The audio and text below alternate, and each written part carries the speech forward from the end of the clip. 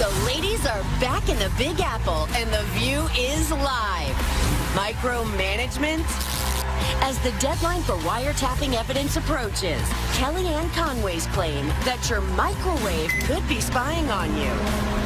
Plus, actress Gillian Anderson opens up about battling gender discrimination on The X-Files and why she's teaming up with her best friend. And View Your Deals giving you Oprah's latest batch of favorite things. The House of Hot Topics is in session with Whoopi, Sunny Hostin, Joy Behar, Sarah Haynes, and Jedediah Bila. Now, let's get things started.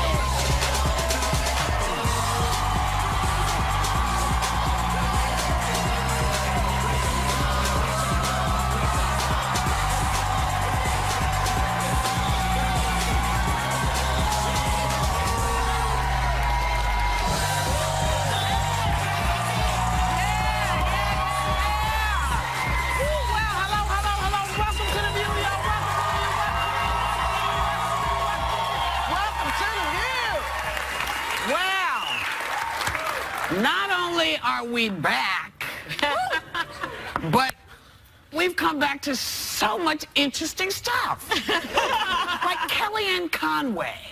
She wants you to watch what you say when you're microwaving your popcorn. Because, yes, because as the deadline arrives for you-know-who to give evidence that his phones were actually tapped by President Obama, she is claiming spying goes way beyond your phone. Take a look.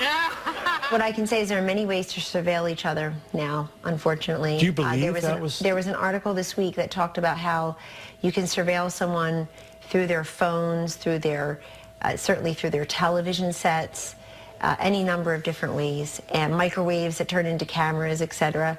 So we know that that is just a fact of modern life. Uh-oh.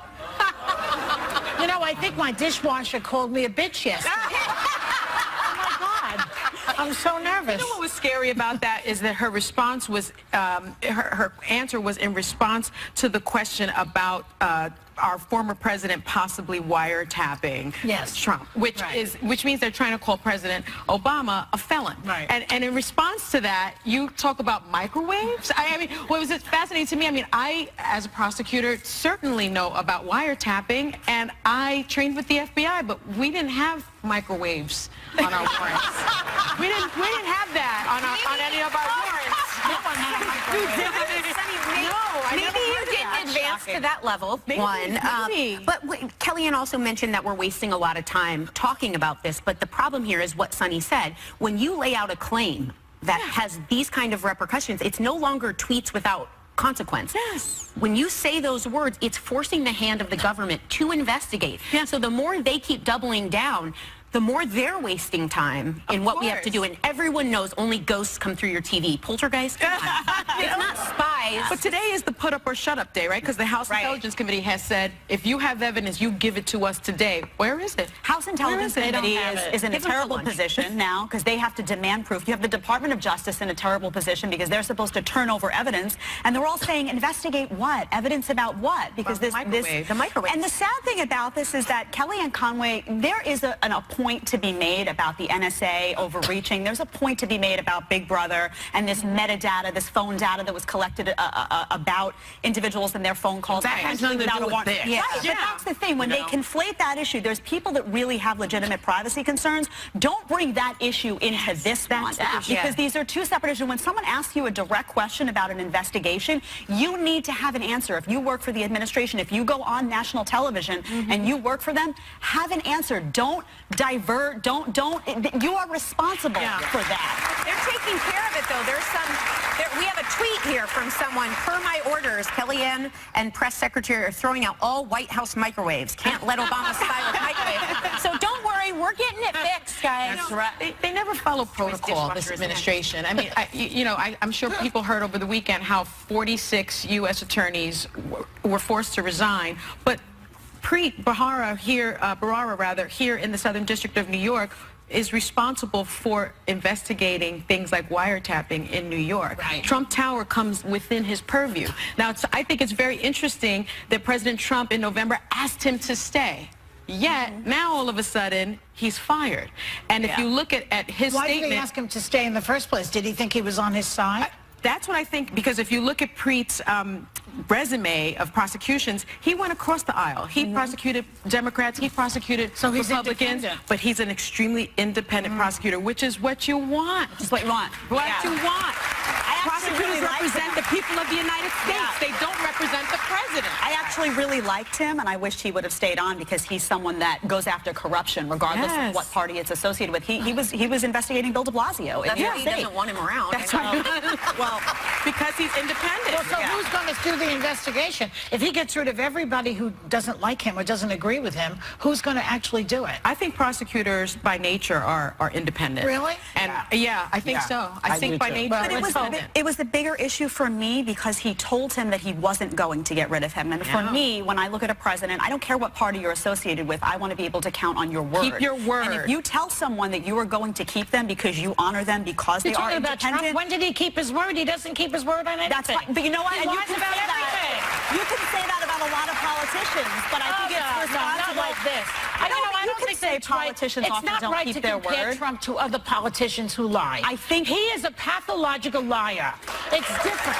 He lies about everything, everything. He'll tell you this card is red. That's how much he lies. All I'm saying is that there are a lot of politicians that don't keep their word, and we're responsible for holding them all accountable regardless of party. That's all I'm saying. So speaking of fake news, before we left,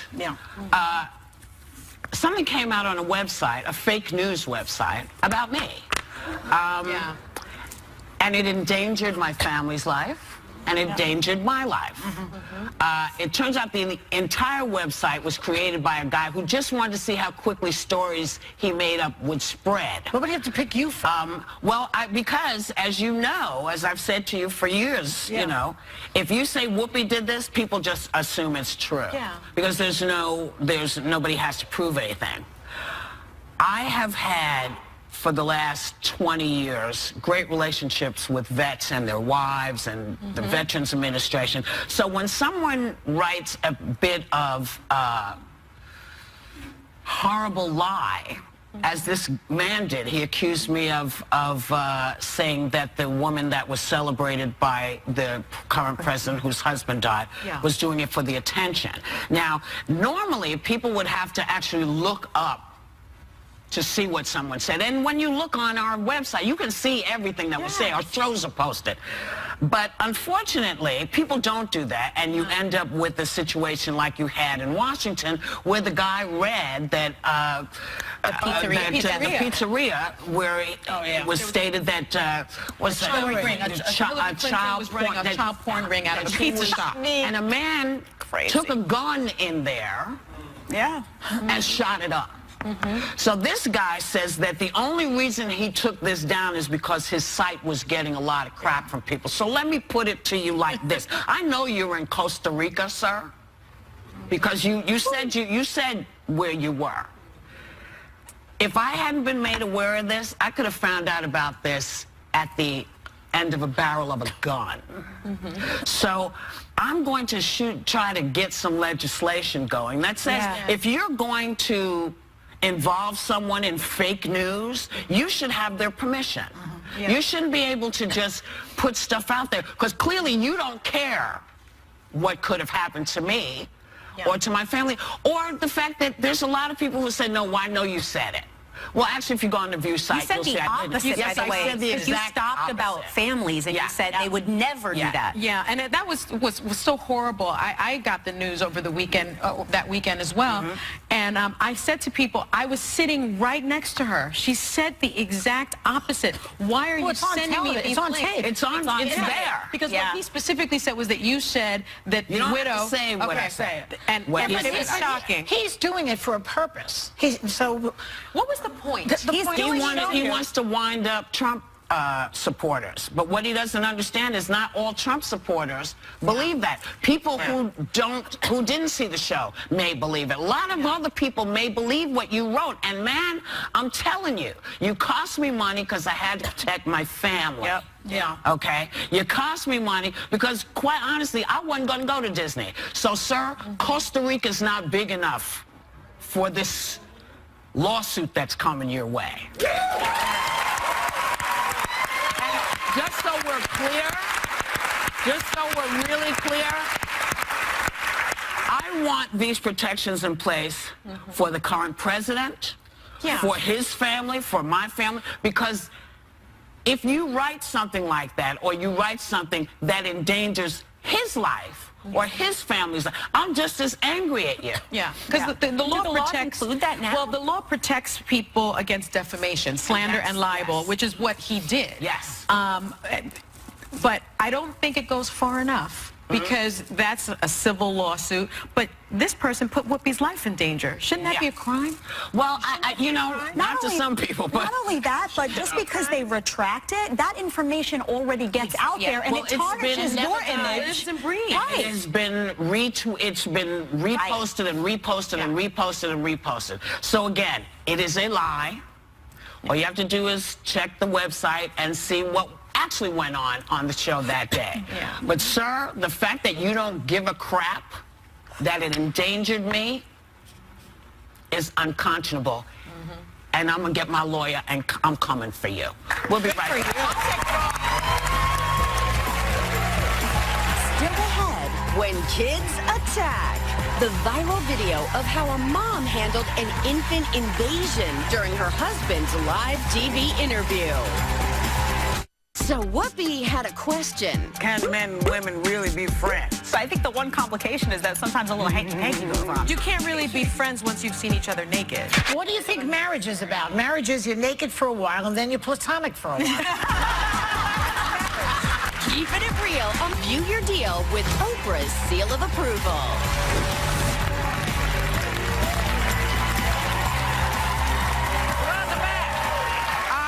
So apparently a college professor's live interview with the BBC has gone beyond viral right now, thanks to an unplanned cameo in the middle of his spot. Look, I can't explain it. Take a look.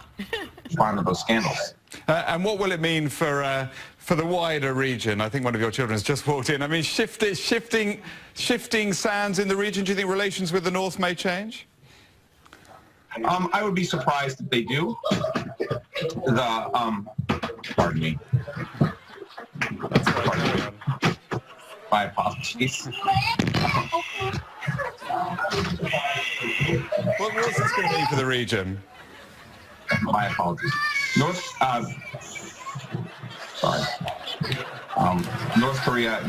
South Korea's policy.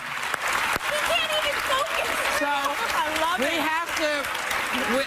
we have to give applause to Professor Robert Kelly for handling it like a pro, especially also to his wife for her kid wrangling skills. Yes, that was She came in, she was like, what the hell?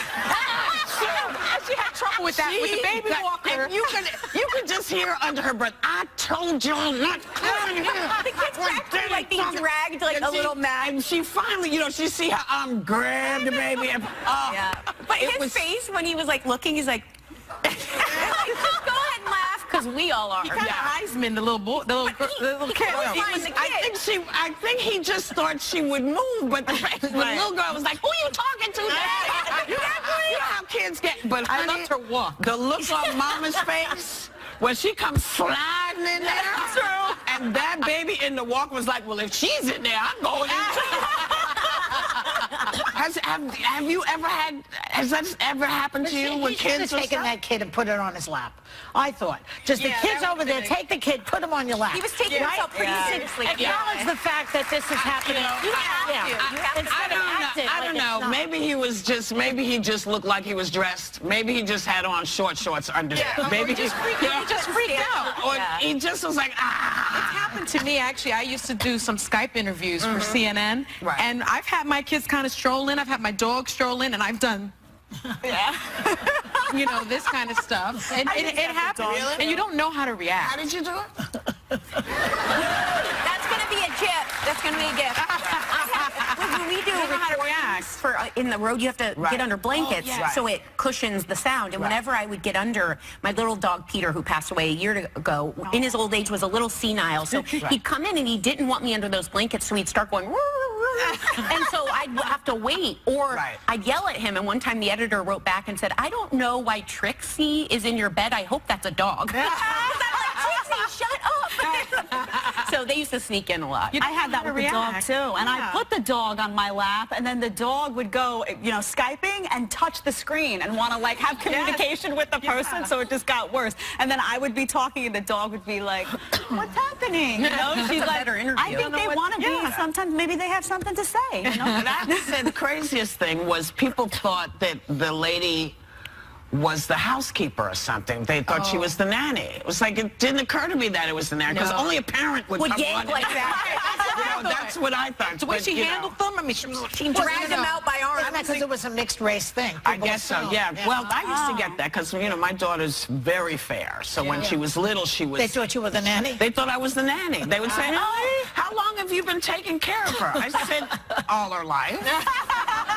And they said, well, you know, have you been working for the parents long? And I was like, oh, no, that's mine. I know it's a little freaky, but that's mine.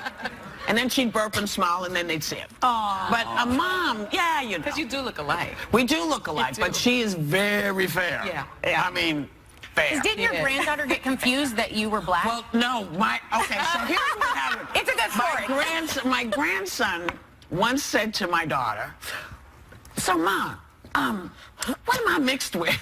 And she said, what are you mixed with? He said, yeah, you know, like Paco's mixed with, you know, Indonesian, and this is mixed with this. What am I mixed with? And she said, have you seen your grandmother? You're mixed with black and black. Okay? Black and black. That's what you mix. But he said to her, but I thought you were half white. He said to your daughter. To my daughter. Yeah. And she was like, again. Yeah. Have you seen your grandmother? I mean, it was like, and then as it turns out, all the kids, when they were little, all thought she was half white. Oh, wow. Yeah, it's just, you know, listen, black people throw all kind of color. Yeah, you never know what you're gonna get. You don't know. It comes from years and years and years. That's right. I tell you, you know. You got to go on that Ancestry.com, find out everything. I want to do that too. Yep. You do? I do. Yes. I do. I've always been very, very curious, especially about my father's father. Well, you have a lot of much mixtures in relationship you. with. Yeah. She's got a lot of mixed. You might be able to find some ancestry. Yeah. You know, it's taken us a little while to get. I know. I know. My mother's Puerto Rican and Jewish, and my father's African American. It'll be a lot easier to find out about you About that side. than it would be for the other side. Yeah, but it's because we just time-consuming find on out. her side. I mean, they've got to go to 3 different things. You're not physically going to those 3 different things. Okay, so we're going to go to a new thing now. We'll be right back.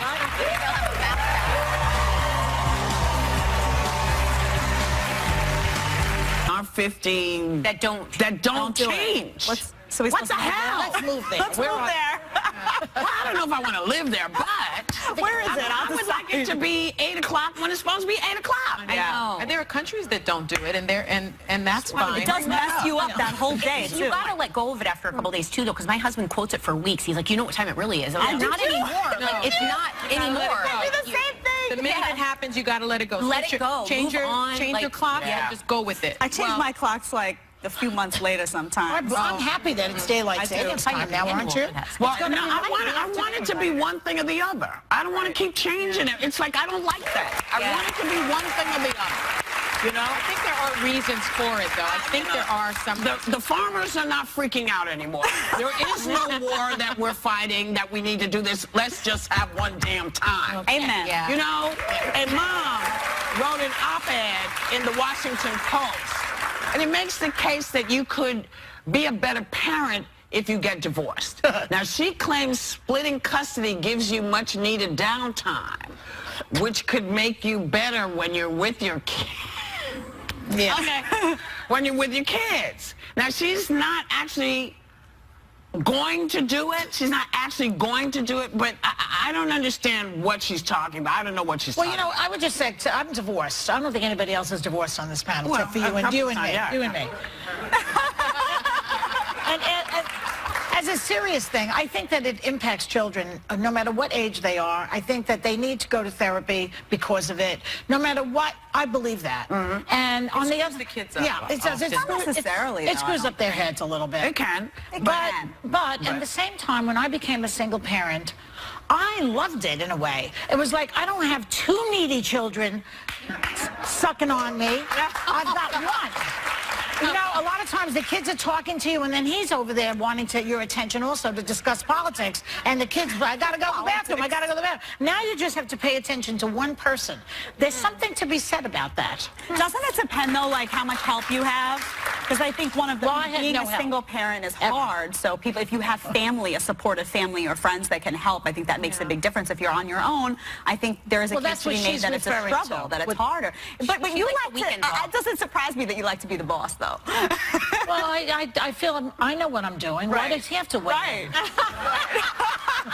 He's just a father. I mean, whatever. Well, my mom was a single parent, and it was what it was. I didn't go to therapy. I don't think I needed to, but I just, I just feel like that's not a good enough reason because you want some time off. Just say, I'm going to go up with the girls. Yeah. Right. As opposed to sort of saying these things, something you're not actually going to do. Well, she's trying to say, I can get rid of the kids for the weekend so I can have fun. That's only if you have a guy that takes the kids. They don't all take the kids. And don't forget that. We'll be right back. That's true. Yeah.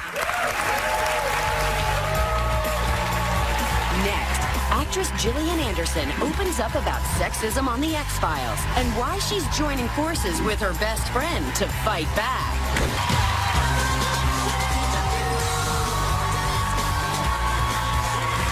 Actress Gillian Anderson spent 10 years chasing extraterrestrials on the hit show The X-Files, and now she's turned her attention to life on this planet, teaming up with journalist and friend Jennifer Nadel on the book We, A Manifesto for Women Everywhere. Sounds very intriguing. Please welcome Gillian Anderson and Jennifer Nadel. How are you? Before we get to the book, I have to say to you, Gillian, I said to you on the break, I'm a huge fan of The Fall. Me too. Which is on Netflix. You really should watch it. They love it. And, you play this with sort of a hard-nosed, she's a tough detective. But for some reason, and maybe it's because you're so good, you managed to get that sensuality in there, that sexuality. And it makes look at her. She is as hot as a pistol in this, but she solves the crime. But she's layered, too. Like, you end up liking her, and you see the flaws. Like, you play it so well. How did you manage all that? She's a woman. We're all complicated. Yeah. Right? Yes. You just really very, great role. A great role for you. Thank you. Are you doing more of them? Or is that No, the end? no, That's it. It's done? It's the end. That was it? There were 3 seasons. There were 3 seasons. But it's on Netflix. Are you serious? She's devastated. Is that She's news? Devastated. Have we heard that before? She's devastated. Well, I don't know. Oh my gosh, that's like you two have been friends 10 years. Yes. And Jennifer, you worked as a lawyer in England, so we have something in common before transitioning to TV news, but your very public career came to an abrupt stop. Tell us how that happened. It stopped in one moment. So I was feeding my 2 toddlers their tea, and I'd made all the perfect pureed food, and they were throwing at me. And the news desk called and said, Downing Street needs you there now. And as a journalist, that's where you want to be. You want to be in Downing Street in the seat of power. And I looked at my kids, and I just couldn't go. And I said, I'm sorry, I can't go. And I was a single parent, and the next day, I couldn't go again, and then I was diagnosed with burnout and depression, and that was it for the next 10 years. And I'd really been living in a when I get the kids, when I get the job, when I have the relationship, then I'll be happy. But I hadn't looked inside, and I had to let go of all those externals and really, really go inside myself and think about what really mattered. And what really mattered were really the principles, my children, and the things that are in this book, things that we learn as children and then we're educated away from, taking care of each other, honesty, patience, tolerance, kindness, things that are not so fashionable in our current political arena, but actually we all know to be true. Yeah. I love that she said they're not so fashionable. Yeah, they are. But that leads us right into the new book. It's a manual of sorts to help women to empower themselves. And in it, as you just mentioned now, you were open about your struggles with depression, and were you reluctant at all to share that personal struggle? Really reluctant. I mean, as a lawyer and then a journalist, my job was to tell other people's stories, and it felt really weird, you know, and inappropriate to suddenly start talking about the intimate details. But, you know, this book is about being honest, and it's about starting a new conversation. So many of us are pretending, you know, we feel miserable, we wake up in the middle of the night thinking, I can't go on, and then the morning comes and we put on our face and off we go, and we put on, you know, we pretend. So this book is about just saying, why don't we all as women stop pretending and start connecting in a real way. So yeah, it was tough, but it was necessary. And that also, that we're all okay exactly as we are, that we don't have to have that body by that, you know, that we are just as we are, and to celebrate that, and to stop saying I refuse to conform to those societal pressures, because actually I feel better being as I am. Well, there's an interesting comfort when you start being honest, because it's vulnerable at first, but I've shared on here my own struggles with anxiety and depression, and what you hear back from people is you're not alone. And so often it starts with a loneliness, and you end up feeling like you aren't. Yeah. And that's part of what we is about too, is about joining together with other women to start circles, to start that conversation on a wider level, because yes, we can, part of it is about putting the focus on ourselves and learning to have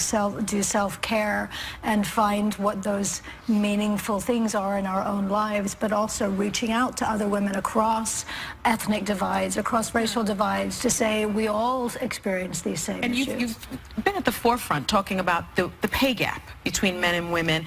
You've both worked your way up in these sort of male-dominated areas. And Jillian, in particular, you spoke out as recently as last year's X-Files reboot when you say you were offered half the pay of your male co-star?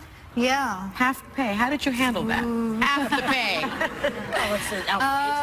I was, you know, it had happened 20 years earlier when we were doing the initial series, and then I fought for parity and won, and then was, you know, very, very surprised. Were you surprised that it happened again? Well, in 2015, I thought that we had moved further on than that, and I was surprised at how challenging I found speaking out about it. I was afraid of shaming the woman who was partly in charge of making that decision. Oh.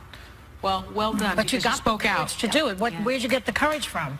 I think, well, it was around the time that Patricia Arquette had made the speech at the Oscars, and Meryl Streep was talking about equality, pay equality, and just, you know, watching other empowered women stand up and speak the truth. There's strength in numbers. There's strength in numbers, and thank you so much, both of you, for coming on and sharing this information with us. Good luck to you and your career, whatever it is you're doing next. I can't wait to see it. Their new book, We, A Manifesto for Women Everywhere, is available now, and everyone in our audience is going home with a copy.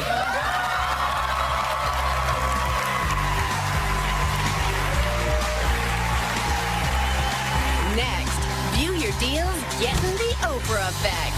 We partnered with vendors for up to 78% off Oprah's latest batch of favorite things. This week on The View, our hot topics are on fire. This is huge! Plus, we're laughing with Damon Wayans. And Emmy Award winner Regina King hits the table. Plus, Dancing with the Stars champ Max dances into our house. And our political view heats up when conservative commentator Tomi Lahren brings her view. Wait for that one. This week on ABC.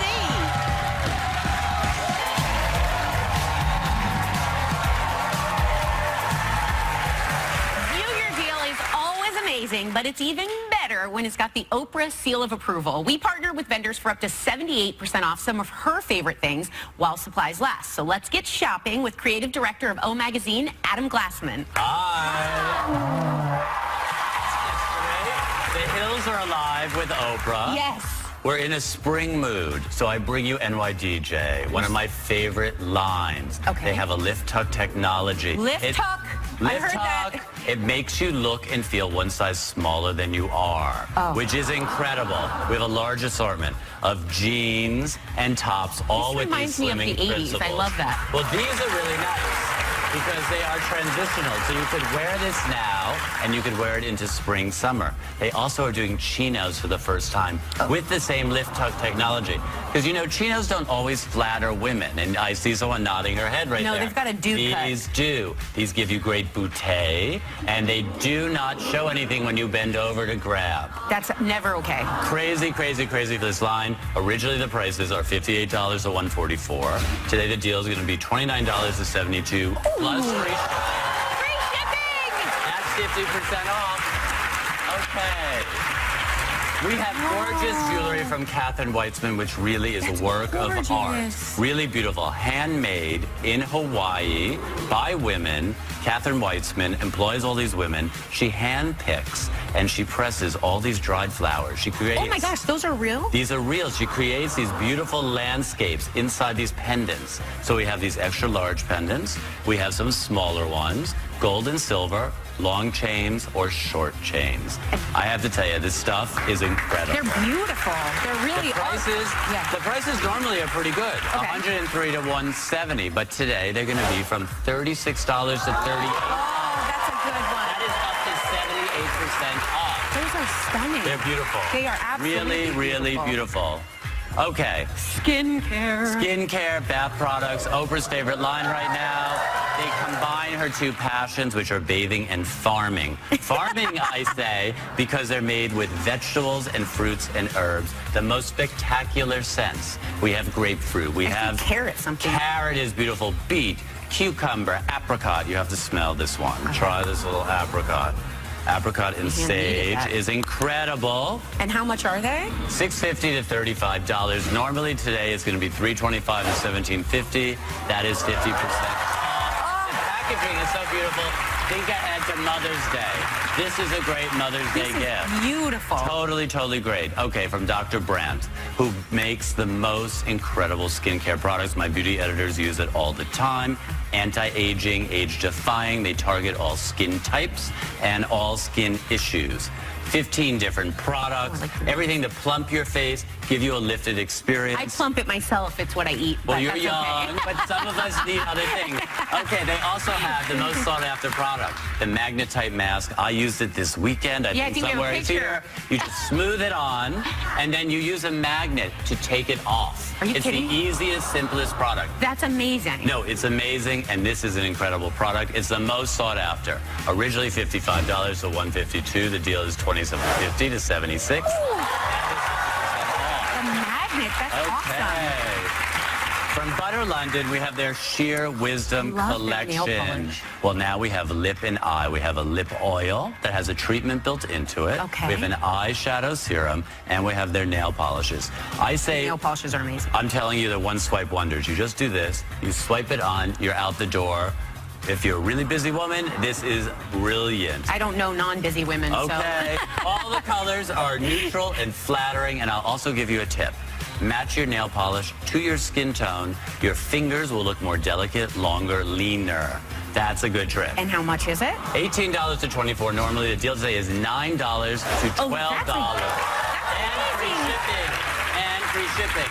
Now, wouldn't it be great to have a great hair day every day? You can with Serge Normand's hair products. Okay. He is a celebrity hairdresser. He does Sarah Jessica Parker, Julia Roberts, Katy Perry. They all have great hair. They all use his products.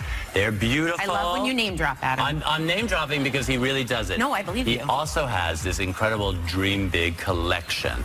This is great. You spray this on dry hair. It fills out your hair. So imagine if you have fine and thinning hair, you will get volume instantly, healthy, touchable hair. And how much are we going to pay for that, Adam? I have to tell you, it's a luxury product. Normally they're $15 to $60. Today it's going to start at $7.50 and go to $30. 50% off. Well, a big thanks to Adam Glassman. The clock is ticking, people. You have 24 hours to wrap any of these exclusive deals at viewyourdeal.com. And members of our audience are going home with products from Dr. Brandt Skincare and Butter London. And a copy of O Magazine. We'll be right back.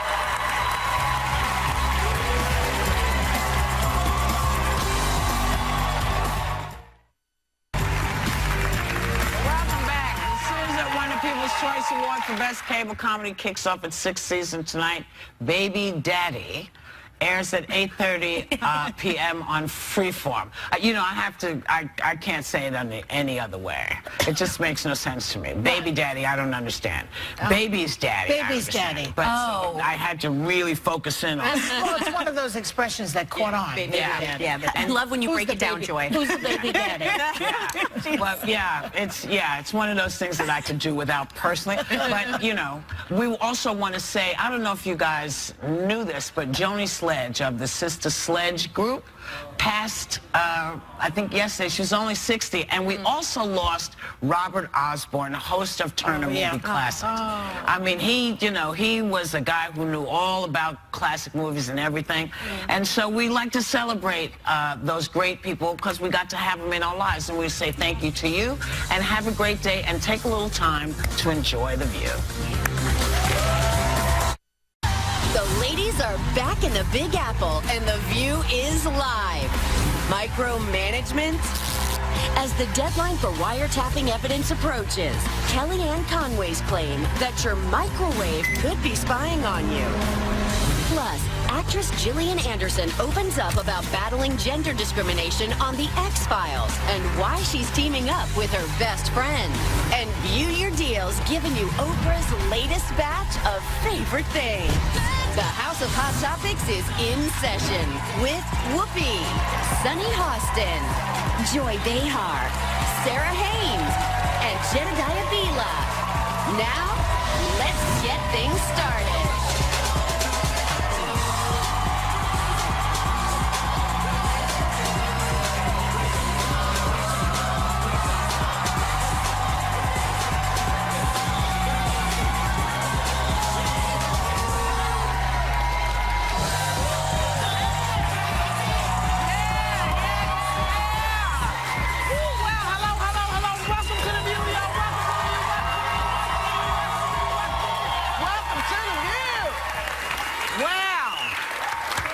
Not only are we back, but we've come back to so much interesting stuff. Like Kellyanne Conway.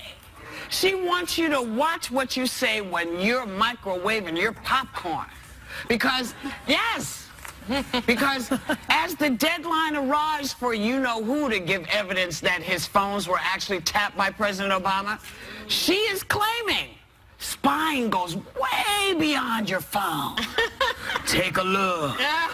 What I can say is there are many ways to surveil each other now, unfortunately. Do you believe there was an article this week that talked about how you can surveil someone through their phones, through their, certainly through their television sets, any number of different ways, and microwaves that turn into cameras, etc. So we know that that is just a fact of modern life. Uh-oh. You know, I think my dishwasher called me a bitch yesterday. Oh, my God. I'm so nervous. You know what was scary about that is that her response was, her answer was in response to the question about our former president possibly wiretapping Trump, which means they're trying to call President Obama a felon. Right. And in response to that, you talk about microwaves. I mean, what was fascinating to me, I mean, I, as a prosecutor, certainly know about wiretapping, and I trained with the FBI, but we didn't have microwaves on our warrants. we didn't have that on any of our warrants. No one had a microwave. Maybe you didn't advance to that level, one. But Kellyanne also mentioned that we're wasting a lot of time talking about this, but the problem here is what Sunny said. When you lay out a claim that has these kind of repercussions, it's no longer tweets without consequence. Yes. When you say those words, it's forcing the hand of the government to investigate. Yeah. So the more they keep doubling down, the more they're wasting time in what we have to do. And everyone knows only ghosts come through your TV. Poltergeist? Come on. It's not spies. But today is the put up or shut up day, right? Because the House Intelligence Committee has said, if you have evidence, you give it to us today. Where is it? House Intelligence Committee is in a terrible position now because they have to demand proof. You have the Department of Justice in a terrible position because they're supposed to turn over evidence. And they're all saying, investigate what? Evidence about what? Because the microwave. And the sad thing about this is that Kellyanne Conway, there is a point to be made about the NSA overreaching. There's a point to be made about Big Brother and this metadata, this phone data that was collected about individuals and their phone calls. That has nothing to do with this. Right, but that's the thing. When they conflate that issue, there's people that really have legitimate privacy concerns. Don't bring that issue into this one, because these are two separate issues. When someone asks you a direct question about an investigation, you need to have an answer. If you work for the administration, if you go on national television and you work for them, have an answer. Don't divert. You are responsible for that. They're taking care of it, though. We have a tweet here from someone. Per my orders, Kellyanne and press secretary are throwing out all White House microwaves. Can't let Obama style a microwave. So don't worry, we're getting it fixed, guys. That's right. They never follow protocol, this administration. I mean, I'm sure people heard over the weekend how 46 U.S. attorneys were forced to resign, but Preet Bharara here in the Southern District of New York is responsible for investigating things like wiretapping in New York. Right. Trump Tower comes within his purview. Now, I think it's very interesting that President Trump in November asked him to stay. Yet, now all of a sudden, he's fired. And if you look at his statement... Why did he ask him to stay in the first place? Did he think he was on his side? That's what I think, because if you look at Preet's resume of prosecutions, he went across the aisle. He prosecuted Democrats, he prosecuted Republicans, but he's an extremely independent prosecutor, which is what you want. It's what you want. What you want. Prosecutors represent the people of the United States. They don't represent the president. I actually really liked him, and I wished he would have stayed on, because he's someone that goes after corruption, regardless of what party it's associated with. He was investigating Bill de Blasio. That's why he doesn't want him around. That's right. Well, because he's independent. Well, so who's going to do the investigation? If he gets rid of everybody who doesn't like him or doesn't agree with him, who's going to actually do it? I think prosecutors by nature are independent. Really? And I think so. I think by nature. But it was the bigger issue for me, because he told him that he wasn't going to get rid of him. And for me, when I look at a president, I don't care what party you're associated with. I want to be able to count on your word. Keep your word. And if you tell someone that you are going to keep them because you honor them because they are independent... When did he keep his word? He doesn't keep his word on anything. That's fine. But you know what? He lies about everything. You can say that about a lot of politicians, but I think it's responsible. Not like this. I don't think say politicians often don't keep their word. It's not right to compare Trump to other politicians who lie. I think he is a pathological liar. It's different. He lies about everything. If he'll tell you this card is red, that's how much he lies. All I'm saying is that there are a lot of politicians that don't keep their word, and we're responsible for holding them all accountable regardless of party. That's all I'm saying. So speaking of fake news, before we left, something came out on a website, a fake news website, about me. And it endangered my family's life, and it endangered my life. It turns out the entire website was created by a guy who just wanted to see how quickly stories he made up would spread. What would he have to pick you from? Well, because, as you know, as I've said to you for years, you know,